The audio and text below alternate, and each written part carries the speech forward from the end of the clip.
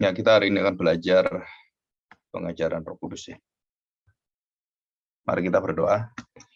Bapa, kami bersyukur kami hari ini akan belajar satu tema yang sangat penting dan khususnya tentang Tuhan Yesus yang memberikan rohnya kepada murid-muridnya dan hanya ditulis dalam kitab Injil Yohanes. Ada satu tujuan, ada satu makna. Tuhan pimpin kami supaya kami juga belajar, bukan hanya mengenal firman Tuhan dengan pikiran kami, tetapi juga dengan satu relasi yang dibukakan tentang keberadaan Roh Kudus dalam hubungan dengan Tuhan Yesus dan murid-murid serta dengan kami secara utuh gereja Tuhan. Tuhan pimpin supaya kami bisa melihat tujuan dan juga makna dari pekerjaan-Mu, pekerjaan Roh-Mu sendiri, sehingga kami bisa menerima satu keutuhan pribadi Roh Kudus yang betul-betul dituliskan dan diajarkan oleh Tuhan Yesus dan khususnya di dalam seluruh ajaran firman Tuhan. Terima kasih Bapa, bimbinglah kami dan kami serahkan doa kami di dalam nama Tuhan kami Yesus Kristus. Amin. Oke, kita buka Yohanes pasal 20 ya. Ini tema dan mungkin kita kira-kira hanya 30-35 menit lah setiap Sabtu ya. Jadi hari Sabtu itu lebih singkat dan lebih ke arah tema-tema yang aplikatif ya. Jadi yang berkaitan dengan pelayanan dan juga gerejawi. Nah, kita lihat Yohanes pasal 20 ayat 19 ya. Yesus menampakkan diri pada murid-muridnya. Ini kondisi mereka belum mengerti, belum tahu, dan kondisi yang ada itu adalah mereka sampai tidak mengenal Tuhan Yesus. Dalam arti bahwa mereka ada yang menyelubungi. Apa itu yang menyelubungi? Nah, ini satu misteri yang akhirnya dibuka oleh Tuhan sendiri ya. Jadi ini satu hubungan relasi sebenarnya. Relasi pribadi yang tidak mungkin dikerjakan selain oleh Tuhan Yesus sendiri. Nah, ini hari malam itu ya. Yohanes 20 ayat 19. Ketika hari sudah malam pada hari pertama minggu itu, berkumpullah murid-murid Yesus di suatu tempat dengan pintu-pintu yang terkunci. Jadi pintu semua terkunci. Mereka ada satu kondisi buat mereka itu terkunci di dalamnya. Karena mereka takut kepada orang-orang Yahudi. Pada waktu itu datanglah Yesus dan berdiri di tengah-tengah mereka dan berkata, damai sejahtera bagi kamu. Shalom, yaitu istilahnya shalom. Bagi kamu. Dan sesudah berkata demikian, ia menunjukkan tangannya dan lambungnya kepada mereka. Murid-murid itu bersuka cita ketika mereka melihat Tuhan. Nah, di dalam kitab Markus, juga dalam kitab Matius dituliskan bahwa mereka meragukan dan mereka melihat Tuhan itu bukan Tuhan, tapi hantu. Ya, tapi ini jelas Tuhan Yesus berkata dan mereka tahu ini Tuhan, sudah mengenalnya.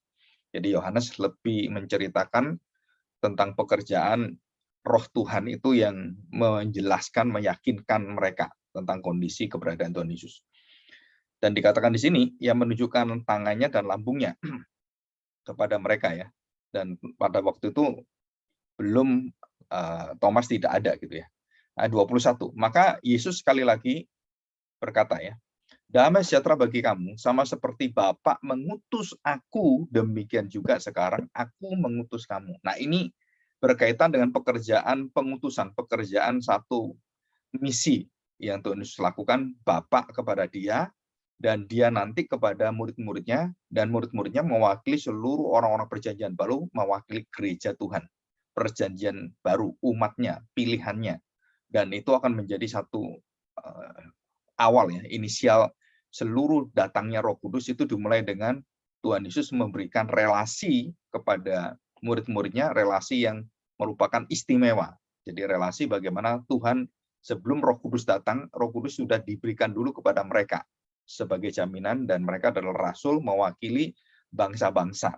Ya, jadi kalau 12 suku-suku bangsa itu bangsa Israel, ini 12 rasul dan Tuhan Yesus memberikan 12 rasul ini secara khusus rohnya, dan mereka itu rasul dan tidak diberikan kepada orang lain, ya tidak diberikan kepada orang lain dan khusus kepada rasul tanpa Yudas ya, Yudas sudah nggak ada, jadi 11 rasul.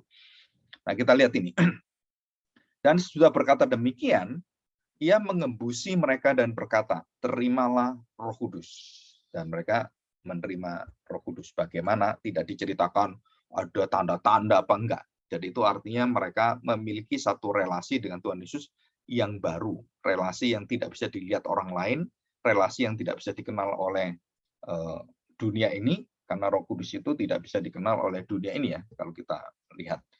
Jadi dunia tidak menerima dia. Saya bacakan dalam Yohanes 14 ayat 17.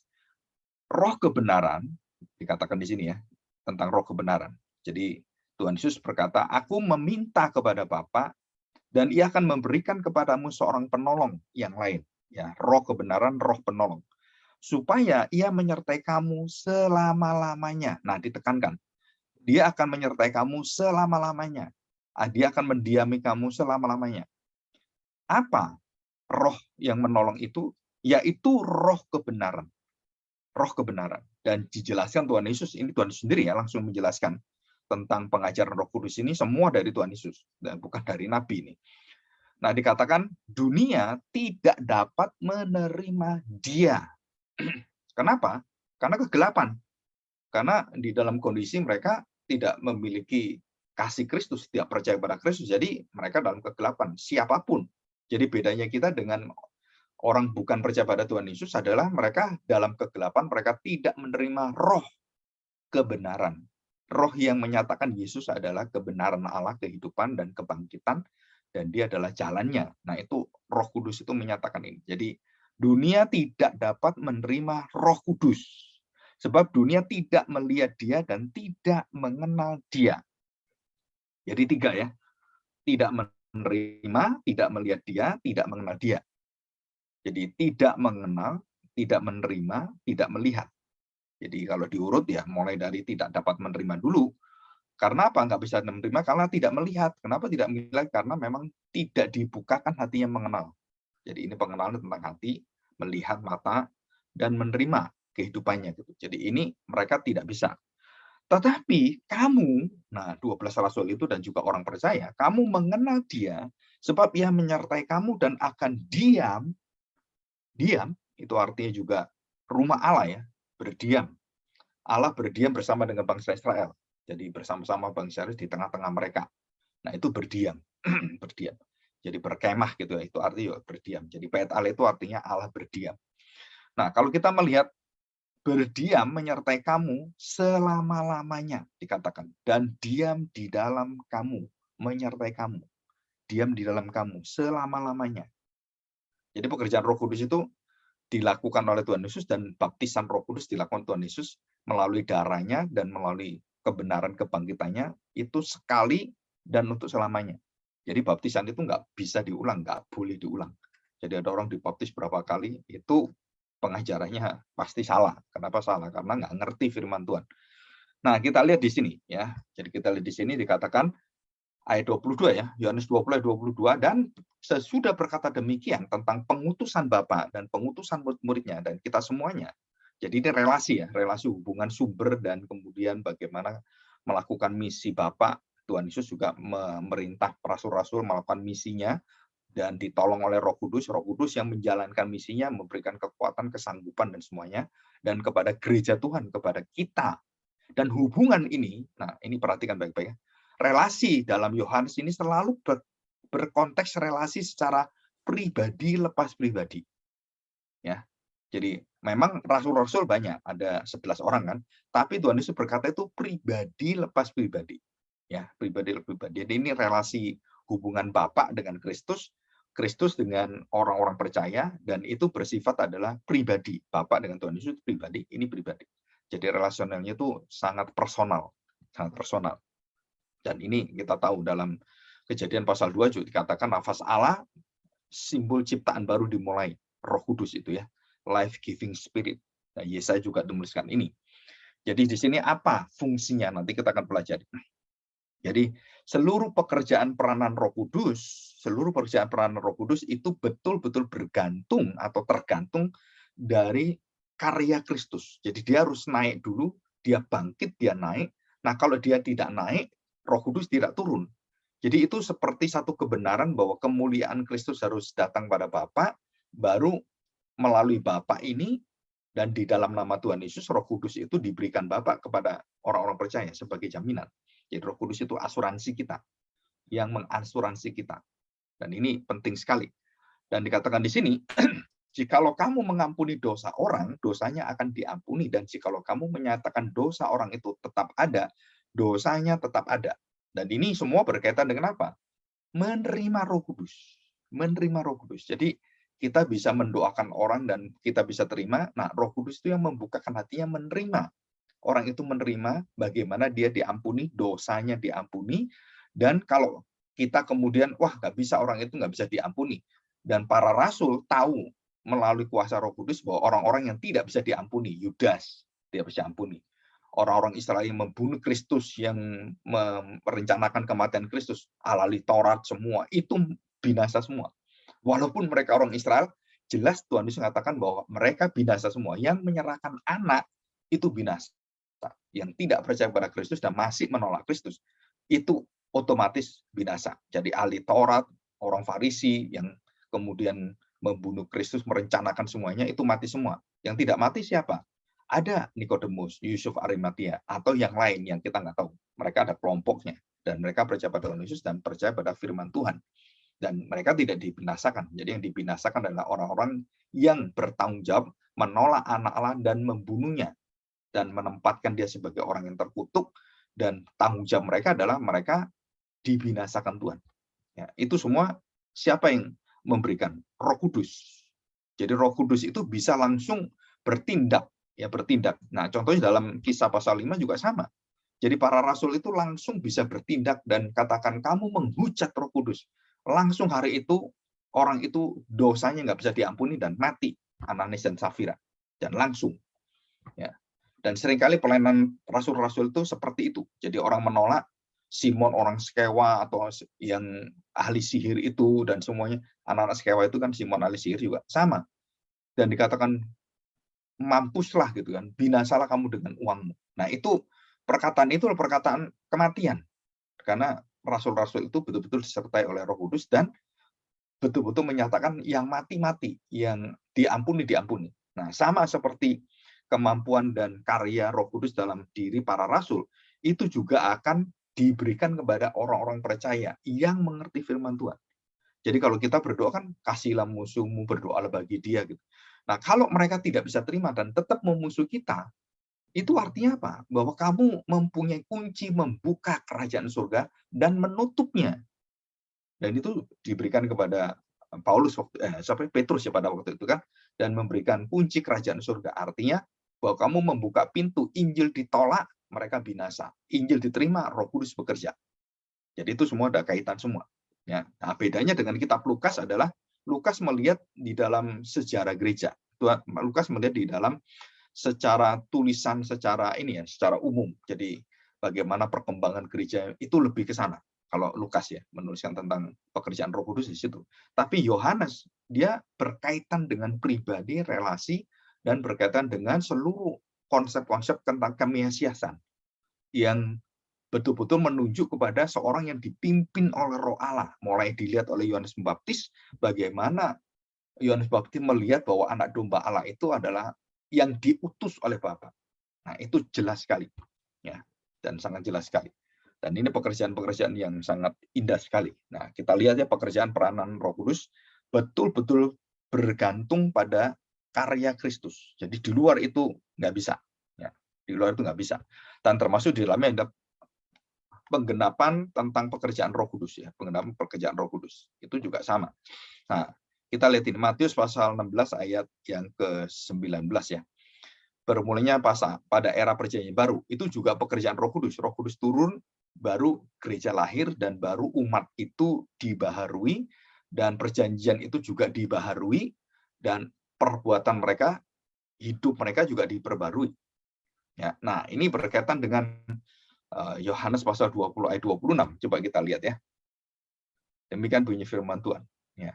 8 hari kemudian, murid-murid Yesus berada kembali dalam rumah itu dan Thomas bersama-sama dengan mereka. Sementara pintu-pintu terkunci, Yesus datang dan ia berdiri di tengah-tengah mereka dan berkata, kedua kali ini ya, damai sejahtera bagi kamu. Kemudian ia berkata pada Thomas, taruhlah jarimu di sini dan lihatlah tanganku. Ulurkanlah tanganmu dan cucukkan ke dalam lambungku dan jangan engkau tidak percaya lagi. Ya, di sini jelas kan? Thomas menjawab dia, ya Tuhanku dan Allahku. Karena kata Yesus kepadanya, Karena engkau telah melihat aku, maka engkau percaya. Berbahagialah mereka yang tidak melihat, namun percaya. Jadi kita tidak boleh memiliki iman seperti Thomas, yang masih meragukan, minta bukti. Tapi Roh Allah, Roh Kudus, itu yang akan memberikan kita satu keyakinan, dan ini pekerjaan Roh Kudus ya. Dan rasul-rasul harus memiliki keyakinan ini, dan mereka harus menerima. Karena pada waktu itu, Thomas tidak ada, dan Thomas belum menerima Roh Kudus. Belum menerima. Dan Thomas menerima pada saat dia menerima ini. Thomas menjawab dia, ya Tuhanku Allahku. Nah, Tuhan katakan, percayalah engkau, berbahagialah mereka yang tidak melihat namun percaya. Jadi orang yang bisa percaya Tuhan Yesus tanpa melihat, tanpa melihat dan membuktikan, itu semua adalah pekerjaan Roh Kudus. Ya, sekali lagi. Jadi itu pekerjaan Roh Kudus. Jadi Thomas bisa percaya juga pekerjaan Roh Kudus secara implisit ya, secara internal gitu, dan bekerja, dan dia akhirnya percaya di dalam itu. Dan dikatakan lambungku dan jangan engkau tidak percaya lagi. Jadi disuruh mana? Cucukkanlah ya. Tanganku, ulurkanlah tanganmu dan cucukkan ke dalam lambungku. Ya. Jadi lihatlah tanganku tapi cucukkannya ke dalam lambung. Bukan ke tangan ya. Tangannya lihat, oh iya. Tapi yang Thomas itu suruh mencucukkan ke lambungnya. Nah, di situ. Lambung itu lambang apa? Air dan darah. Lambang daripada Kristus yang adalah air kehidupan yang akan membarui, dan darah itu perjanjian. Dan Thomas mencucukkan dari jarinya itu. Thomas begitu menyentuh itu, dia langsung menyembah Tuhan dan berkata, Tuhanku, Allahku. Jadi melalui tangan itu. Jadi pembuktian dari seorang Thomas yang peragu itu, dan dia kemudian mencucukkan, dan Tuhan Yesus yang memberikan ya, tanpa Tuhan Yesus mengizinkan, Thomas nggak akan bisa percaya itu. Dan dia waktu menyentuh itu, nah bukti antara pikiran secara fisik, secara kenyataan, dan secara hal yang tidak bisa dibantah, dan tangannya sendiri yang menyentuh dengan daging tubuh Kristus yang baru, yang suci, yang kudus, dan dia seorang yang berdosa. Nah, itu satu lukisan yang sangat indah yang dilukis dengan sampai Leonardo da Vinci atau siapa. Dan waktu Thomas menyentuh itu, dan sebelum kena itu, nah itu dia lukiskan dengan apa?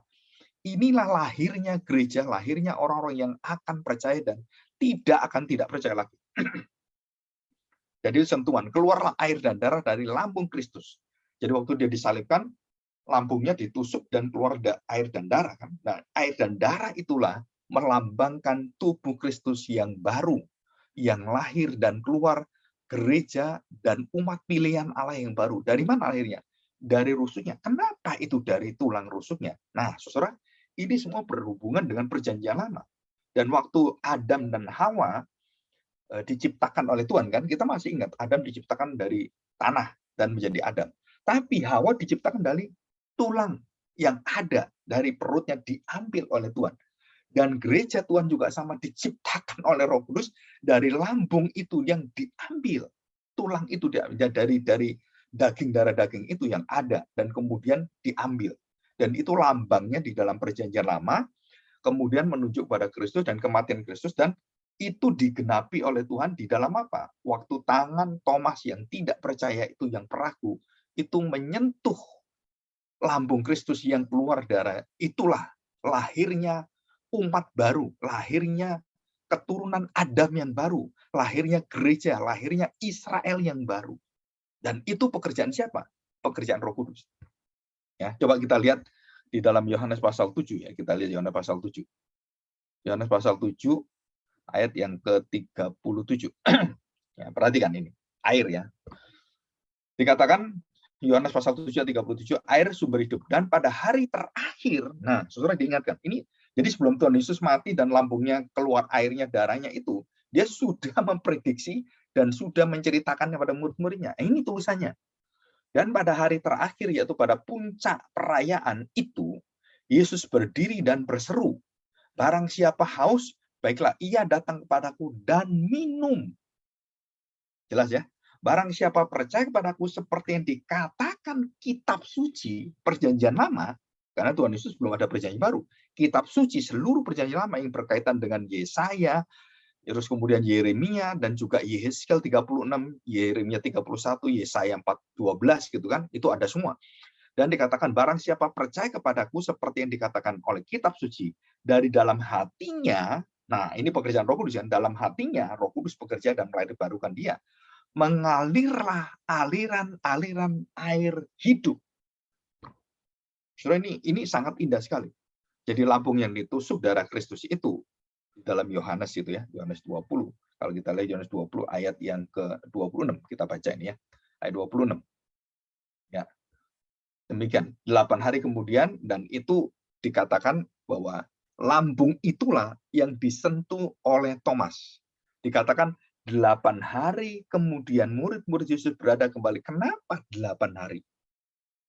Jadi 8 hari kita lihat bahwa itu adalah satu angka melambangkan bahwa ketidakpercayaan, keraguan itu dibuang. Jadi keselamatan itu menunjukkan angka 8 itu angka keselamatan, angka tentang keganapan gitu ya, angka yang bagi Tuhan menggenapi kepada umatnya. Jadi angka 8 itu. Jadi merupakan satu menghilangkan keraguan, ketidakpercayaan. Nah, itu adalah 8 pada hari yang ke-8, dan pada hari ke-8 itu Thomas mencucukkan tangannya pada lambung Tuhan Yesus. Nah, ya, itu mewakili apa? Berarti rasul-rasul sekarang sudah lengkap, tidak ada yang ragu-ragu lagi, dan mereka beriman bukan karena menyentuh, walaupun Tuhan berikan itu sebagai bukti sejarah, bukti akan kepercayaan kita yang kurang percaya, dan dibuktikan Tuhan, dan Tuhan Yesus memberikan belas kasihannya, memberikan kesempatannya pada Thomas, dan semua orang yang tidak percaya untuk menyentuh, dan dilahirkan baru melalui lambung Kristus yang melahirkan gereja. Seperti Adam yang diambil untuk membentuk Hawa, untuk menciptakan Hawa, sama dengan Kristus yang diambil Adam kedua, Adam terakhir, untuk menciptakan gereja. Saudara, ini satu hubungan yang ini bukan apa yang ngepaskan gitu atau mencocokkan, bukan. Ini betul-betul nubuatan yang digenapi Tuhan Yesus, dan selama ini kita kalau tidak masuk dalam hubungan Kristus yang merupakan pusat segala sesuatu, kita tidak tahu kenapa lambung, nggak ngerti. Tapi setelah kita belajar, kita baru ngerti. Oh, hubungannya itu di sini. Hubungannya lambung itu berarti berkaitan dengan bagaimana Tuhan menciptakan seperti Adam, diambil dari tulang rusuknya, dari perutnya itu, diambil, dioperasi Tuhan, dan lahirlah Hawa. Dan diciptakan Hawa. Ini juga sama. Jadi ini satu hubungan bagaimana Roh Kudus bekerja di dalam penciptaan Adam, kemudian Hawa, dan sama dengan Kristus yang dikandung dari kuasa Roh Kudus, dan kemudian dengan kuasa Roh Kudus itu lahirlah air dan darah dari lambung Kristus, gereja yang baru. Nah, dimulai dari mana? Dengan Yesus mati di kayu salib, dan pemberitaannya itu harus lengkap dan tidak boleh ragu-ragu. Hari ke-8, hari yang tanpa keraguan, dan hari penutupan, dan hari keselamatan, hari anugerah Tuhan, hari berkumpulnya orang-orang masuk bahtera. Nah, surah itu hari ke-8, dan semua itu semua datang, dan disentuhlah itu, lahirlah gereja. Ya, jadi kita bersyukur sekali. Kenapa? Karena kita bisa mengerti ini. Dan ini bukan pengertian yang secara umum ya, tetapi ini pengertian yang berkaitan dengan seluruh isi Alkitab memberitakan Kristus. Jadi ini satu yang indah sekali kalau kita mengerti. Ya. Oke, kita lanjutkan sekarang. Nah, ada 4 poin penting, saya ringkas ini ya. Ada 4 poin penting pekerjaan Roh Kudus di dalam kitab Injil Yohanes dan juga secara menyeluruh gitu ya. Yang pertama, Roh Kudus itu memberikan satu penginsyafan, ya, retrieve our sin ya. Jadi artinya menyadarkan, menggumulkan kita berada di dalam tempat yang berdosa, dan memberikan hati yang bisa bertobat dan perubahan hidup, menggantikan, mereformasi, transformasi, mentransformasi dan merestorasi seluruh hidup kita. Nah, itu bisa dibaca dalam Yohanes 16 ayat yang ke-7 sampai 11 gitu ya. Di sini dikatakan ayat 7, demikian beritanya. Namun benar yang kukatakan kepadamu adalah lebih berguna bagi kamu jika aku pergi, sebab jikalau aku tidak pergi, penghibur itu tidak akan datang kepadamu. Tetapi jikalau aku pergi, aku akan mengutus dia kepadamu. Dan kalau ia datang, ia akan menginsafkan dunia akan dosa, kebenaran, dan penghakiman. Yang pernah kita bahas ini ya, dan perlu kita dalam lagi. Jadi di sini jelas ada satu langkah awal, kita diberitahu posisi kita di mana. Kita sebagai orang percaya, kita harus tahu betul Di mana posisi kita setiap kali kita berada dalam kehidupan kita? Posisi saya di mana? Posisi saya ditempatkan Tuhan di mana? Dan saya berada di posisi bagaimana? Status saya apa? Nah, ini berkaitan dengan apa? Kesadaran diri, mengenal diri, menyelidiki diri, bahkan Allah yang bisa menyelidiki diri Allah dan roh Allah. Sama seperti kita. Kita bisa menyelidiki diri kita adalah dari roh kita yang mendapatkan satu lahir baru dari Roh Kudus, barulah kita bisa menyelidiki dengan Roh Kudus yang membukakan hati kita, yang melahirbarukan kita menjadi gereja Tuhan, menyelidiki hati kita, dan roh kita ini tahu hati kita yang berdosa itu. Dan itu disebut sebagai apa? Perubahan itu disebut sebagai pertobatan. Ya, pertobatan. Metanoia. Pertobatan bukan perubahan baru yang berasal daripada dunia fisikal, dikatakan meto atau metanoia. Meta itu artinya melebihi daripada seluruh yang kita lihat, bukan dunia yang kita lihat, tapi dunia yang tidak terlihat, dunia roh, dunia yang bersama dengan Tuhan, kuasa Tuhan yang tidak dilihat manusia. Dan kita menerima metanoia, perbaruan hidup dari dunia yang tidak kita lihat. Nah, saudara, ini pekerjaan siapa? Pekerjaan Roh Kudus.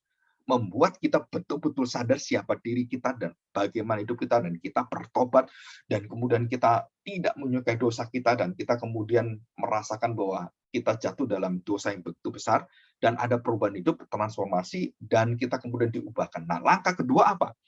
Saudara, semua yang kita lihat sekarang ini, kita akan mengerti, dan kita dibawa kepada satu karya Roh Kudus. Apa itu? Dan pekerjaan terpenting Roh Kudus, membawa Kristus dan seluruh perkataannya, seluruh apa yang dikatakan Kristus menjadi milik kita dan bagian kita. Nah, itu namanya penginspirasian Roh Kudus di dalam firman Tuhan, dan menjadi kehidupan logos dalam diri kita, dan menempati diri kita dan tinggal dalam diri kita dengan roh itu. Jadi bait Allah itu kan ruang maha sucinya ada Taurat, ya kan?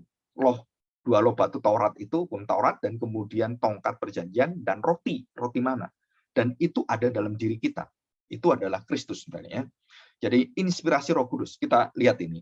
Yohanes 14 ayat yang ke-16. Saya bacakan ya. Demikian bunyi firman Tuhan. Perhatikan. Aku minta kepada Bapa, ia akan memberikan kepadamu seorang penolong yang lain supaya ia menyertai kamu selama-lamanya, yaitu roh kebenaran. Dunia tidak dapat menerima dia sebab dunia tidak melihat dia dan dunia tidak mengenal dia.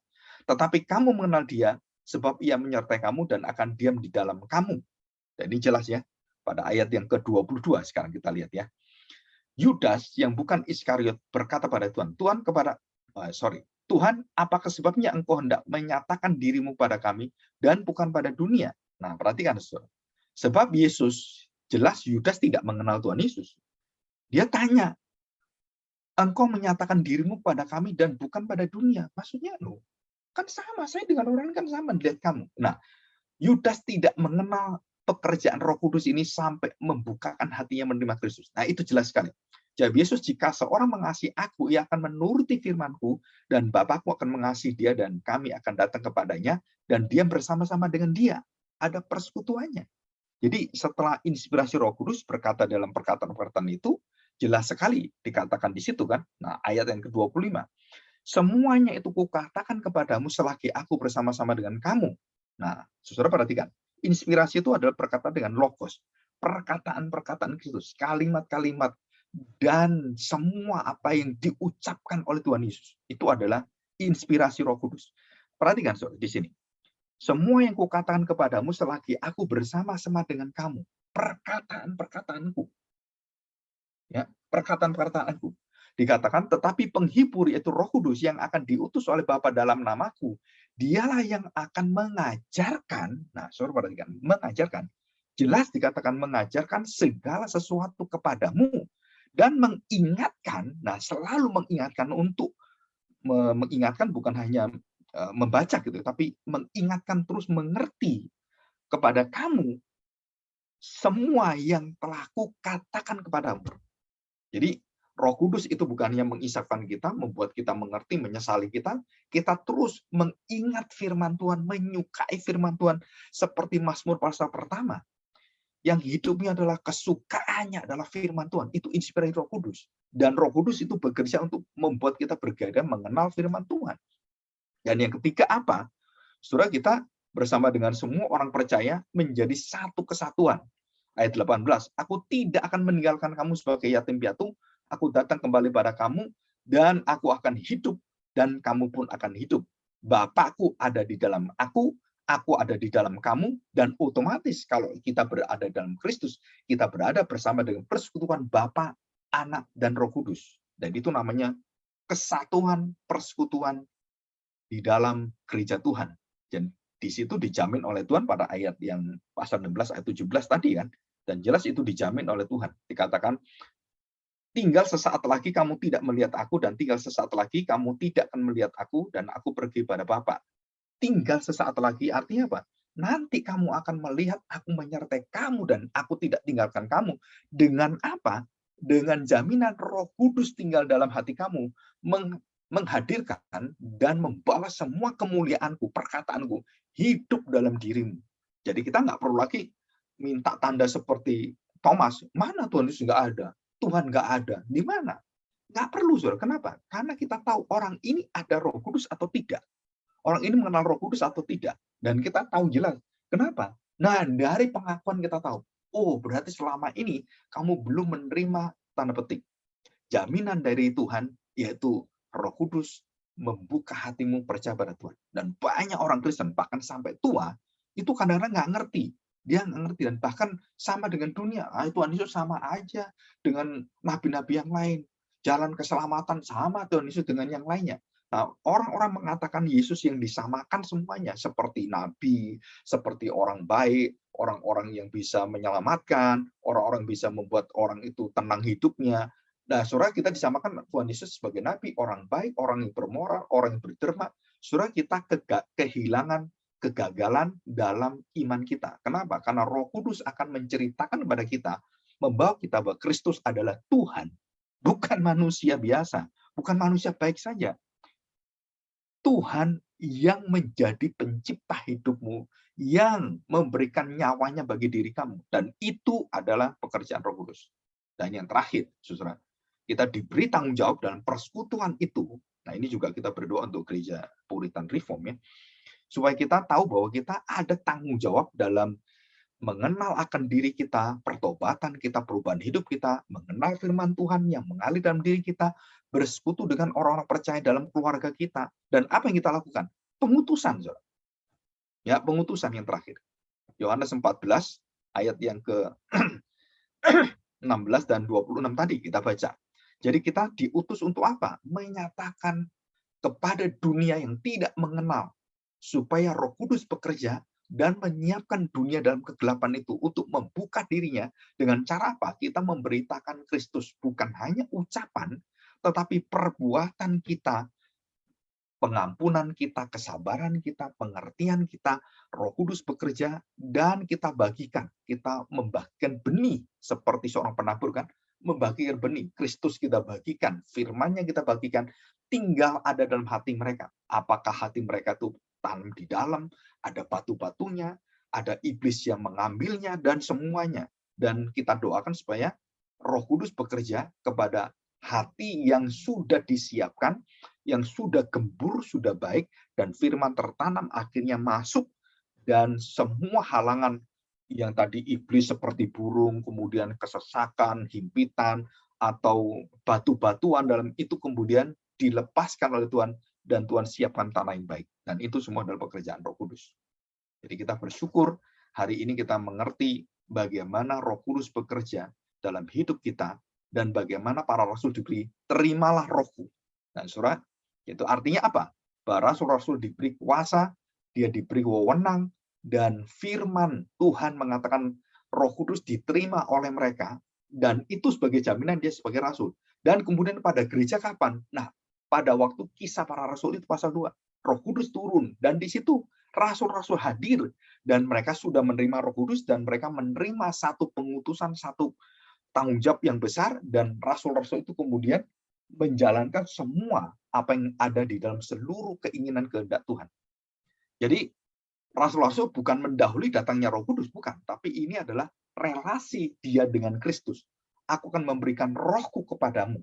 Tadi itu Roh Kudus otomatis kan, bahwa aku memberikan roh kepadamu dan kepada gereja Tuhan. Dan itu beda.